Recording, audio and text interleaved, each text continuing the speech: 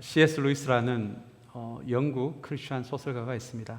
젊은이들한테는 나니아 연대기라는 책의 저자로 잘 알려져 있는 분이신데요. 이분이 신앙에 관련된 책을 하나 저술을 하셨습니다. 이 책이 굉장히 깊으면서도 굉장히 흥미로운 책이어서 이 책을 얼마나 즐겁게 읽었는지 모릅니다. 이 책의 제목은 스크루테이프의 편지라는 책입니다.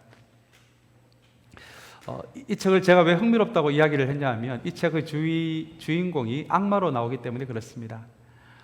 소설이니까요. 삼촌 마귀가 있었습니다.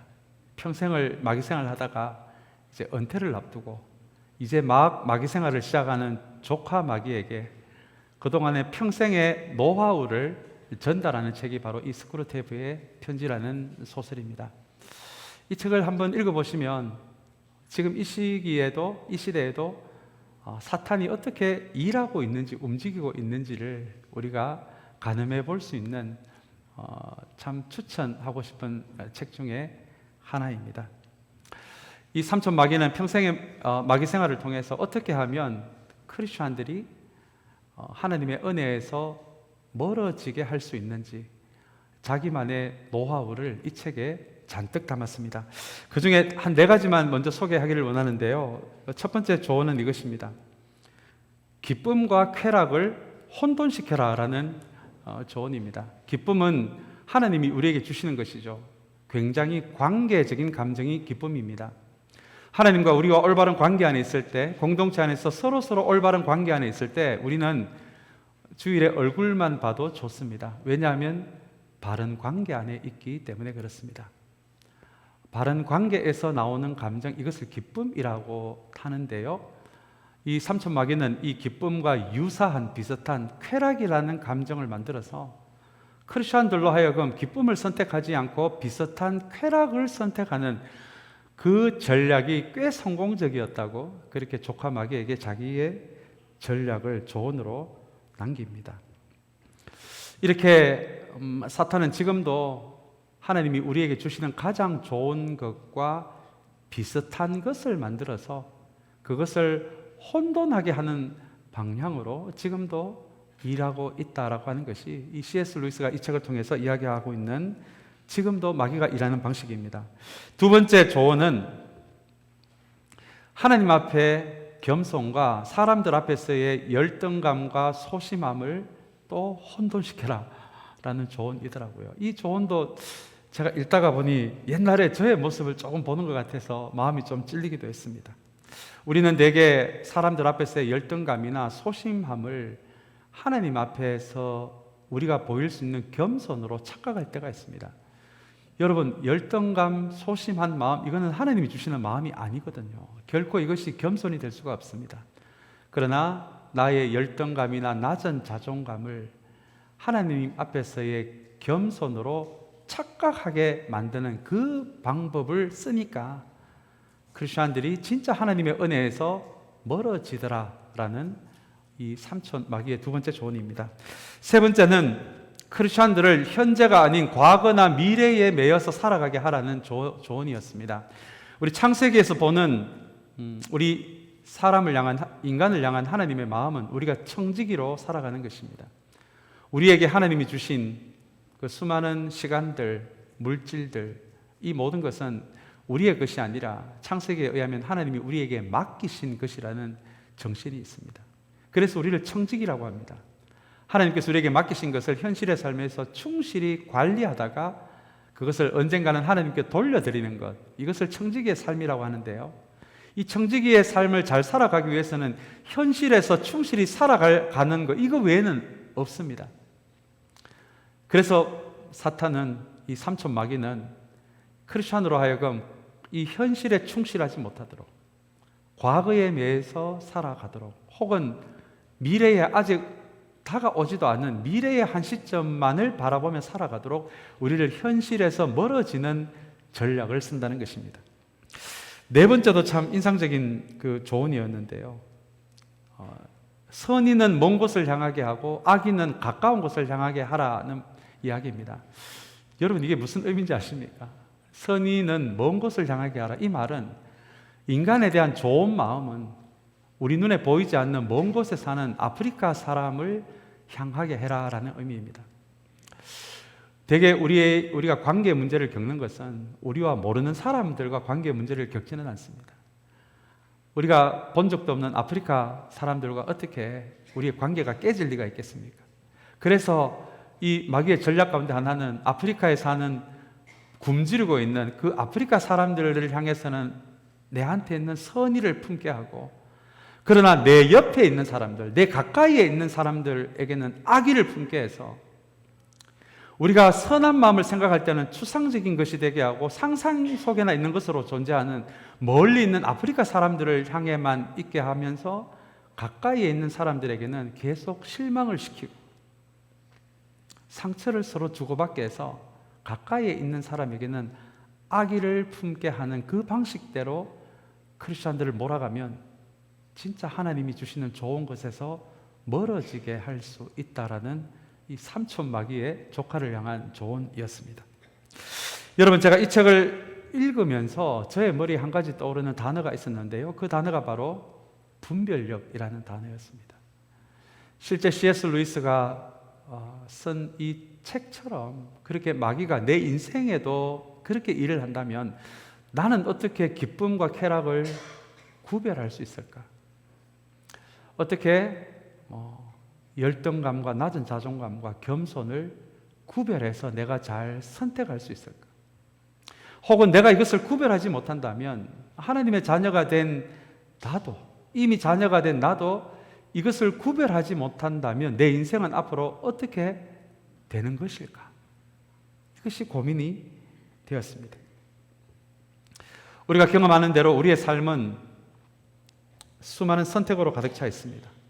아침에 일어나면 아침으로 뭘 먹어야 할지, 우리 여성들 같은 경우는 어느 미장원을 가야 할지, 점심은 어느 식당을 가야 할지, 어떤 옷을 사야 할지, 하루에도 만나야 될 사람이 여러 명 있는 중에 누구를 만나야 할지, 우리는 깨어나면서부터 수많은 선택 가운데서 우리는 살아갑니다.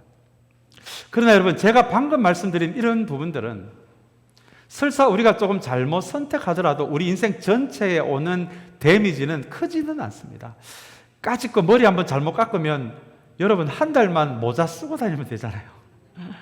어떤 식당 갔는데 너무 맛이 없는 식당이면 그 다음부터 그 식당에 안 가면 되잖아요. 옷을 잘못 샀으면은 미국에 살면 여러분 리턴 제도가 얼마나 잘 되어 있습니까? 리턴하고 다시 원하는 걸 찾으면 될 것 같습니다. 방금 제가 말씀드린 이런 부분들은 굳이 분별력, 성경이 이야기하는 분별력을 안 가지고 와도 될 수가 있을 것 같습니다. 그러나 크리스천으로 이미 살아가고 있는 저와 여러분들이 우리의 평생을 통해 기쁨이 아니라 쾌락을 계속 선택한다면 그것을 구별하지 못했어요. 쾌락을 계속 선택한다면 우리 인생은 어떻게 될 것 같습니까? 그리고 열등감과 낮은 자존감을, 이게 마치 겸손인 것처럼 평생을 우리가 그것을 선택하면서 살아가면 우리는, 우리의 인생은 어떻게 될 것 같습니까? 그리고 우리 눈에 보이지 않는 아프리카 사람들에 대해서는 좋은 마음을 가지고 있으면서도 내 옆에서 예배드리는 사람하고는 감정이 상해서 그 사람에 대한 미운 마음을 가지기로 계속 선택을 한다면 여러분, 이것은 한 달 동안 모자 쓰고 다니는 문제가 아니고 식당에 안 가면 되는 문제가 아니라 이런 문제들은 엄청나게 우리의 삶과 신앙에 큰 영향력을 줄 수 있는 선택들입니다. 그래서 성경은 분별력을 이야기합니다. 이 분별력은 가져도 되고 안 가져도 되는 것이 아니라 참된 크리스천으로 살아가기 위해서는 반드시 우리에게 있어야 하는 것을 성경은 분별력이라고 이야기합니다. 이 분별력이 있어야 하나님께서 우리에게 주시는 진짜 좋은 것과 이 세상에 이야기하는 겉으로만 좋아 보이는 것을 분별할 수 있는 힘이 바로 이 분별력에서 나오기 때문에 그렇습니다. 이 분별력에 대해서 특별히 강조한 우리 성경의 저자 중에 한 분이 바로 바울 사도입니다. 빌립보서에 보시면 이 빌립보서에서 바울이 분별력을 이야기해요. 아마 바울이 세운 이 빌립보에 세운 이 빌립보 교회가 여러 좋은 점이 있었지만 아마 이 분별력에 있어서는 참 그렇게 칭찬할 만한 교회는 되지 못했던 것 같습니다. 그래서 바울은 이 빌립보서를 통해서 이 분별력이 모자란 이 교회를 향해서 분별력에 대해서 가르치기를 시작하는데요. 우리 빌립보서 1장 9절 10절의 말씀을 저와 여러분이 한번 같이 읽기를 원합니다. 우리 한번 같이 읽겠습니다. 내가 기도하는 것은 여러분의 사랑이 지식과 모든 통찰력으로 더욱더 풍성하게 되어서 여러분이 가장 좋은 것이 무엇인가를 분별할 줄 알게 되는 것입니다.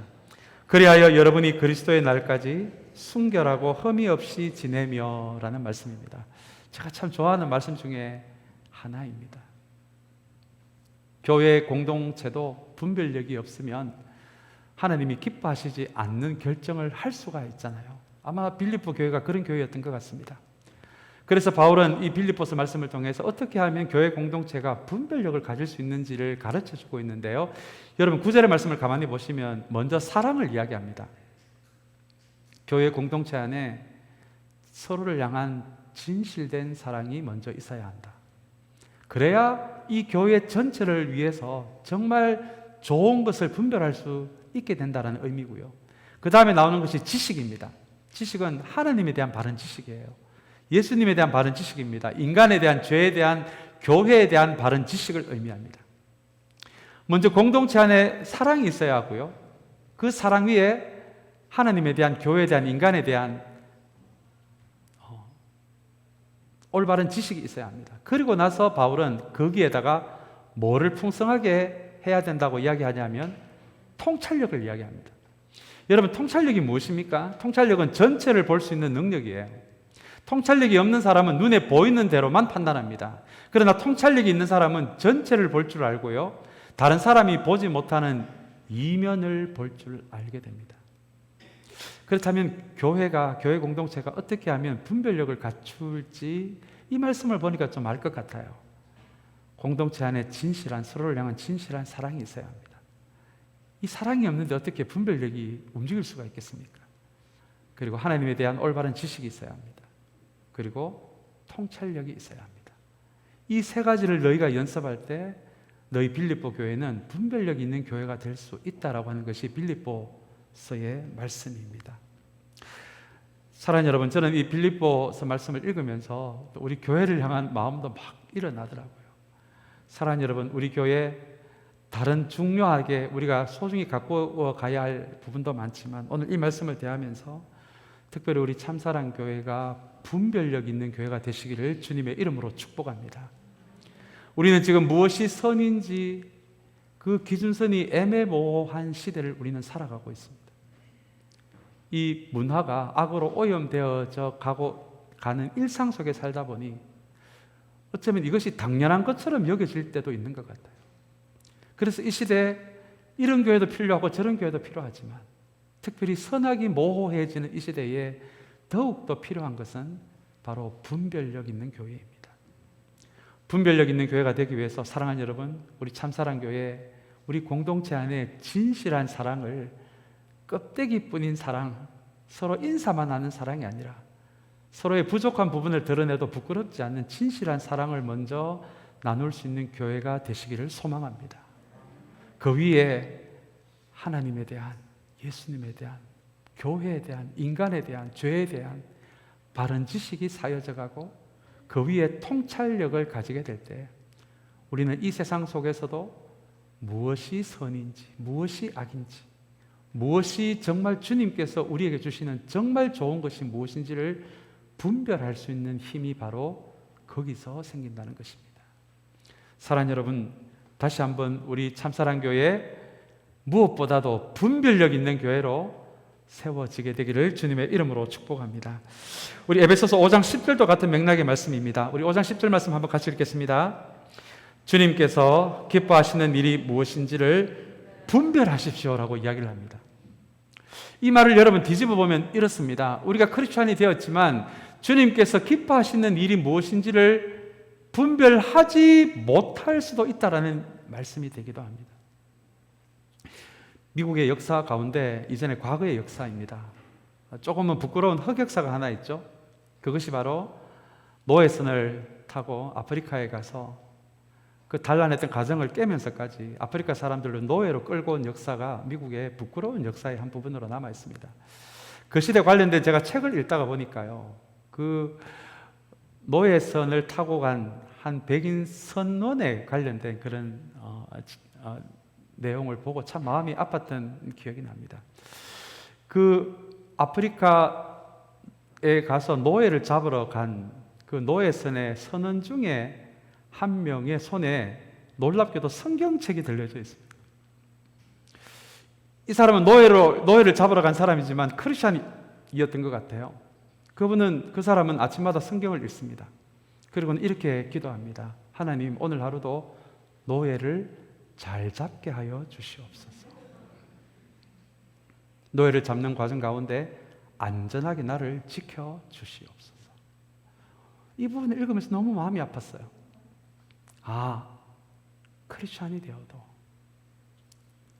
그렇게 성경 보고 기도하는 사람이 되어도 진짜 우리 인생을 향한, 이 세상을 향한 하나님의 뜻이 무엇인지를 모르면 이렇게 한 사람의 삶과 신앙이 굽어질 수도 있겠구나라는 것을 그렇게 깨닫게 되었습니다.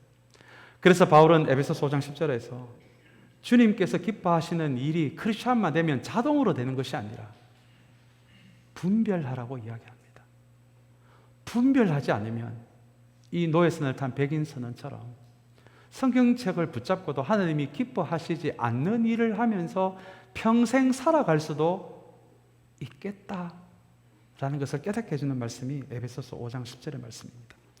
우리 이어서 시편 32편 8절 9절 말씀도 우리 분별에 대한 말씀인데 우리 한번 같이 읽겠습니다. 주님께서 말씀하신다. 내가 가야 할 길을 내가 너에게 지시하고 가르쳐 주마. 너를 눈여겨보며 너의 좋은 자가 되어주겠다. 너희는 제갈과 굴레를 씌워야만 잡아둘 수 있는 분별 없는 노새나 말처럼 되지 말아라 라는 말씀입니다. 내가 가야 할 길을 너에게 보여주고 지시해주고 너를 눈여겨보고 너의 좋은 자, 카운셀러가 되어주겠다. 이렇게 하나님의 말씀은 우리의 인생 가운데서 무엇을 결정해야 할지를 가르쳐 주시고 카운셀러의 역할을 한다라고 하는 말씀인데요. 참 흥미로운 말씀이 9절에 이어집니다. 9절에 보시면 분별 없는 노새나 말 이야기가 나옵니다. 가끔 보면 성경에 나오는 좀 안 좋은 의미의 동물들 이야기를 읽으면서 내 모습 같아갖고 기분 나빠하시는 분들이 가끔 계시더라고요. 오늘 이 9절 말씀 읽으면서 우리 기분 나빠하시는 분들이 여기에 없게 되기를 바랍니다. 예, 기분 나빠하시면 그게 지혜 없는 자거든요. 지혜 없는 자. 이 말씀이 어떻게 보면 좀 기분이 좀 나쁜 말씀이기도 합니다. 분별 없는 크리스찬은요, 노새와 같답니다. 어디에 묶어두어야만 하는 말 같은 사람이라고 이야기합니다. 하나님 우리를 창조하실 때 인간다운 삶을 살아가도록 그렇게 창조하셨는데 분별력이 없으면 어쩌면 묶어두어야 하는 말처럼 살 수도 있고 노새처럼 살 수도 있다라고 하는 것이 시편 32편이 우리에게 들려주는 분별력에 대한 말씀입니다. 분별력에 대한 몇 가지 말씀을 제가 소개했는데요. 여러분 이 말씀을 읽으면서 어떤 공통점이 있다는 걸 여러분 발견하셨습니까? 이 말씀들에 대한 공통점은 바로 분별력은 하나님의 말씀으로부터 나온다라는 부분입니다. 결국 분별력은 우리 힘으로 우리가 어떤 노력을 해서 선과 악에 대한 기준들이 우리 안에 만들어지는 것이 아니라 우리가 한 인생을 살아가면서 얼마나 모호한 순간을 많이 경험합니까? 그러나 그 모호한 순간에 무엇이 진짜 선한 것인지 무엇이 진짜 악한 것인지를 구별할 수 있는 힘은 바로 하나님의 말씀에서 나온다는 것입니다. 그래서 여러분 말씀 묵상하는 것이 습관이 된 사람들이 일상에서도 잘 구별할 수 있습니다. 무엇이 옳은지 그른지를 구별할 수 있습니다. 반드시 해야 되는 것과 해도 되고 안 해도 되는 것을 구별할 수 있습니다. 하나님이 주시는 가장 좋은 것과 겉으로만 좋게 보이는 것을 구별할 수 있는 힘이 우리 안에서 나오는 것이 아니라 하나님의 말씀에서 나온다는 것입니다. 성경은 또한 하나님의 말씀을 이야기할 때 빠뜨리지 않는 이야기가 성령님에 관련된 이야기입니다. 이 성령께서, 하나님의 영이 되시는 성령께서 하나님의 말씀을 통해 우리의 인생을, 우리의 삶을 하나님의 목적에 맞게 빚어간다. 이것이 여러분 성경이 이야기하는 최고의 신비 중에 하나입니다. 그렇다면 지금 우리가 이야기하고 있는 이 분별력은 그냥 분별력이 아니라 영적 분별력입니다. 우리 힘으로는 만들어 나갈 수 없는, 오직 성령께서 말씀으로 우리 안에 만들어 주시는 것이 여러분 바로 이 영적 분별력입니다. 오늘 본문의 말씀도 우리 두 군데 읽었는데요, 이 두 가지 말씀에도 이 분별력을 굉장히 중요하게 이야기를 하고 있는데, 우리 먼저 잠언 1장 2절 3절의 말씀을 함께 좀 읽도록 하겠습니다. 우리 1장 2절 3절 말씀 우리 같이 읽겠습니다. 이 잠언은 지혜와 훈계를 알게 하며 명철의 말씀을 깨닫게 하며 정의와 공평과 정직을 지혜롭게 실행하도록 훈계를 받게 하며 라는 말씀입니다.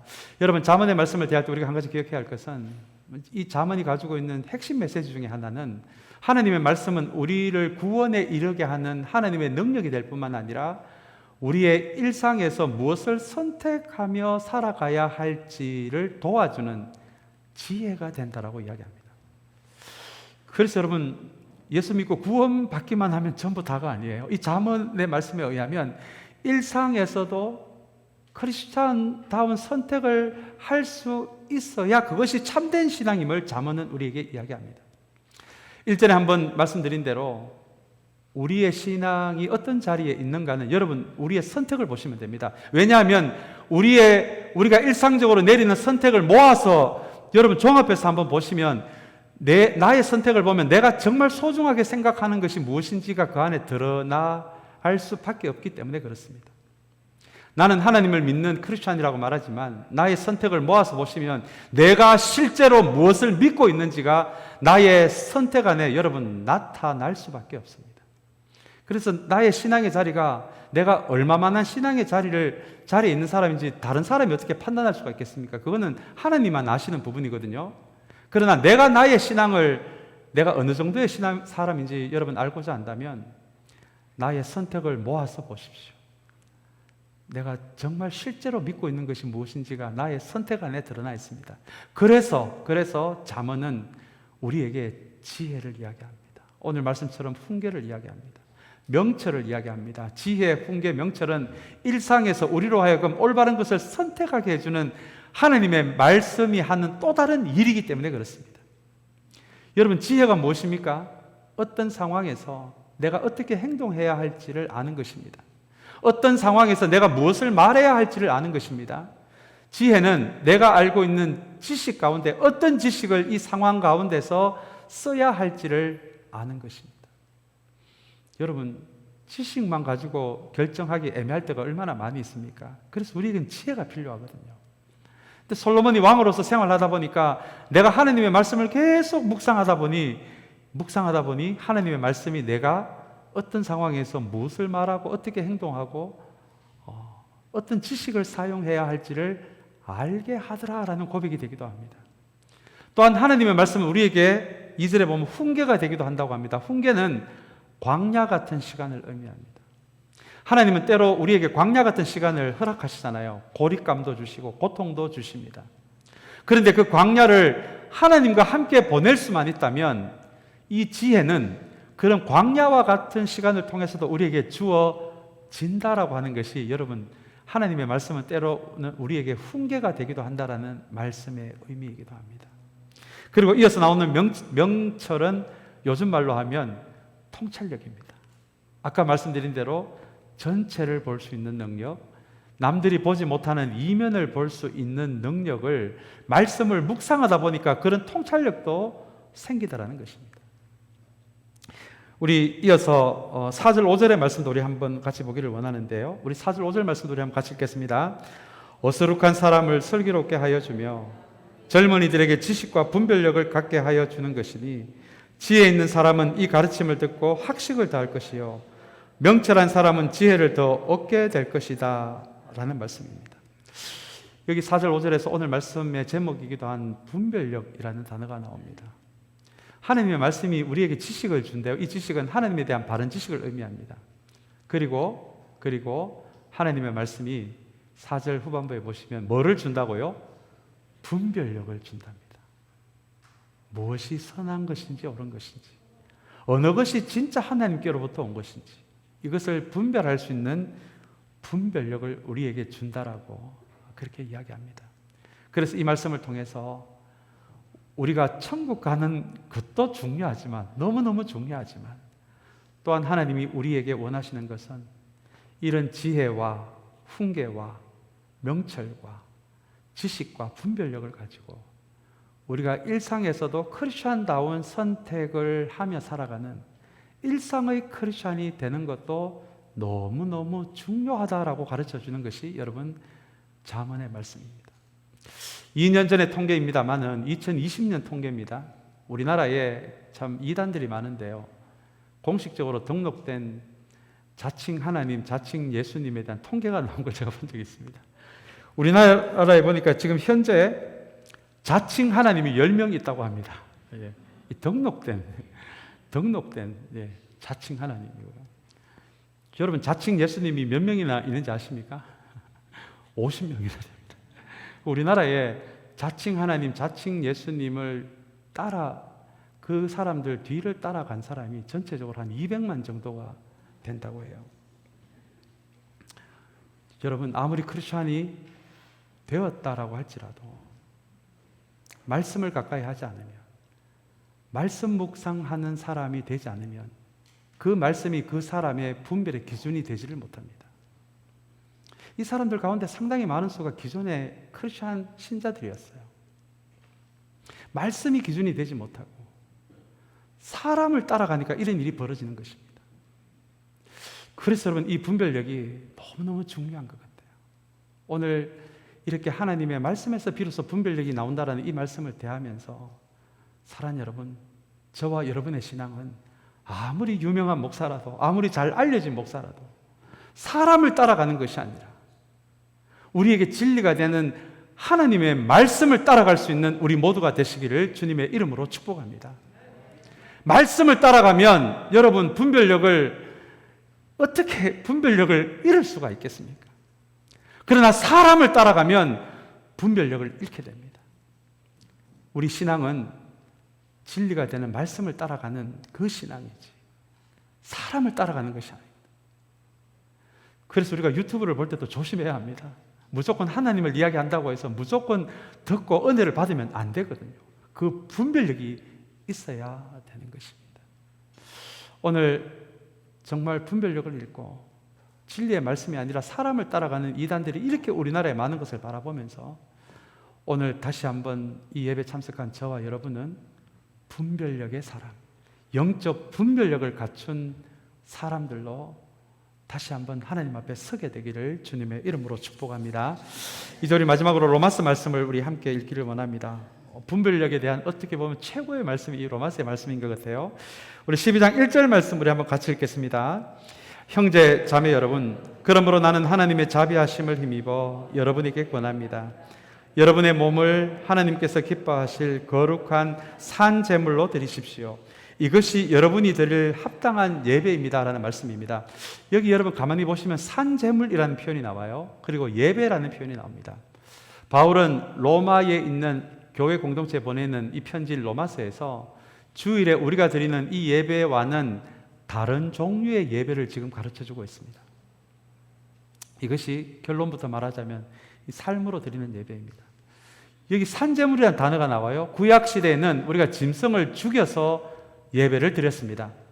그래서 산제물이 아니었어요. 죽은 제물로 드리는 예배였다면 주님의 복음, 십자가, 부활, 그리고 초대교회가 세워지고 나서는, 성령께서 세우신 초대교회가 세워지고 나서는 더 이상 죽은 동물로서 예배를 드리는 것이 아니라 우리의 삶 전체가, 살아있는 우리의 삶 전체가 하나님께 예배가 되어야 한다라는 의미에서 산제물, living sacrifice라는 개념을 지금 바울은 가르쳐주고 있습니다.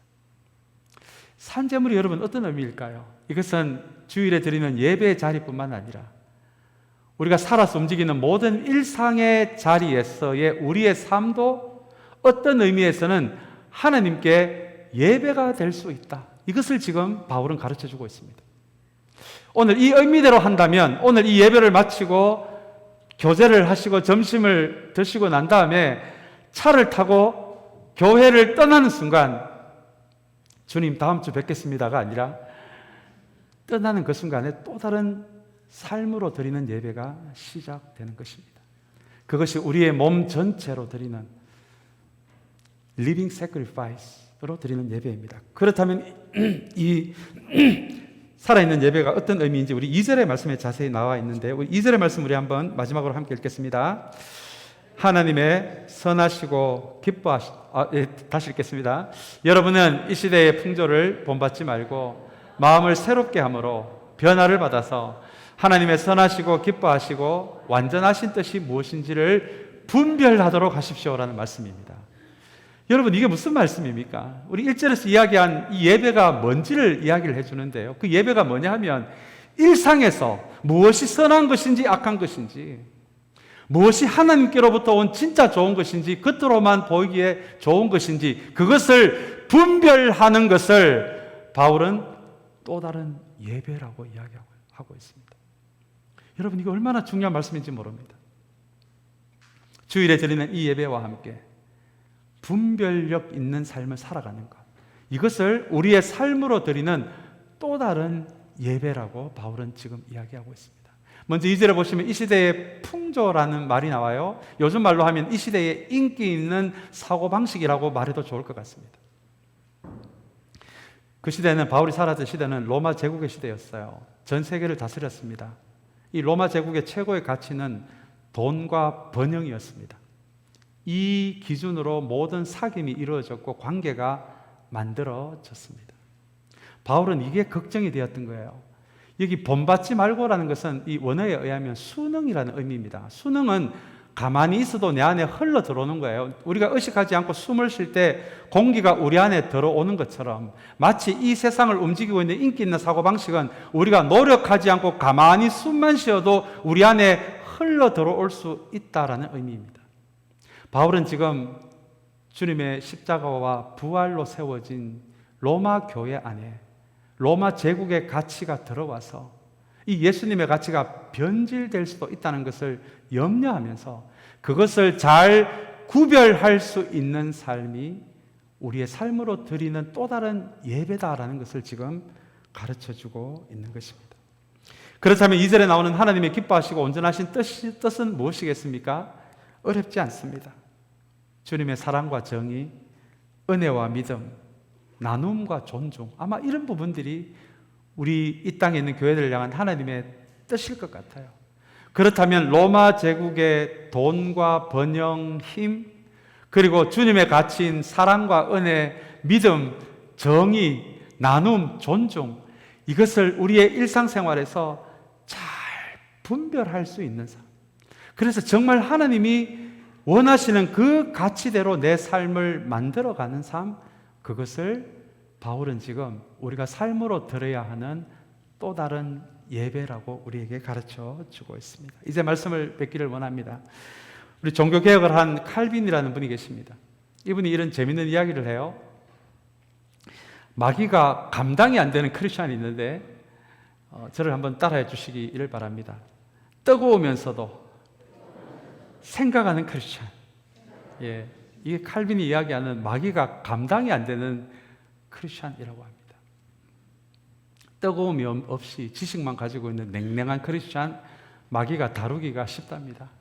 그 반대도 마찬가지입니다. 뜨겁기는 한데 분별력이 없어요. 그런 크리스찬도 마귀가 다루기가 얼마나 쉬운지 모릅니다. 그래서 칼빈은 마귀가 감당이 안 되는 크리스찬은 뜨거우면서도 분별력이 있는, 생각할 줄 아는 크리스찬이라고 이야기를 합니다. 우리나라는 부흥회로 지금까지 성장했습니다. 부흥회로 성장하다 보니 좋은 점도 있습니다. 뜨거운 크리스찬이 된 거예요. 찬양도 뜨겁게, 기도도 뜨겁게. 이게 아마 부흥회의 영향으로 저는 그렇게 생각합니다. 그러나 이 부흥회로만 자라다 보니 한 가지 단점이 생겼는데 그것이 뭐냐면 생각을 안 합니다. 분별을 안 해요. 뜨겁기만 하면 다 받아들입니다. 거기에서 마귀한테 넘어갈 수밖에 없는 그 약한 지점이 있는 지점이 바로 그 지점이거든요. 그래서 종교개혁을 한 칼빈이 그렇게 이야기를 하는 것이죠. 우리의 신앙은 뜨거워야 된다. 기도도 뜨겁게, 찬양도 뜨겁게. 그러나 또 한 가지 우리가 기억해야 할 것은 무엇이 선인지 악인지, 무엇이 진짜 하나님으로부터 온 것인지, 아니면 이 세상에 인기 있는 사고방식인지, 그것을 분별할 수 있는 분별력이 있어야 하고, 그것을 생각할 수 있는 크리스찬이 될 때 우리는 마귀로부터 시험당하지 않는 영적으로 강한 크리스찬이 될 수 있다라고 그렇게 칼빈은 이야기합니다. 바울이 그래서 분별해라라고 바울도 우리에게 그렇게 이야기를 하고 있는 것이죠. 사랑하는 여러분, 다시 한번 우리가 살아가고 있는 21세기 이 미국 땅, 한국 땅, 점점 성과 악이 모호해지는 시대를 우리는 살아가고 있습니다. 그러나 그 시대에 우리가 순응을 해서 마치 그런 가치를 우리가 마시는 공기처럼 그것을 들이마시는 크리스천들이 아니라 다시 한번 하나님의 말씀으로 생각하고 분별하고 또 한편으로 이것을 위해 뜨겁게 기도할 수 있는 그런 하나님의 사람들로 세워지는 저와 여러분들이 되시기를 주님의 이름으로 축복합니다. 우리 같이 기도하겠습니다.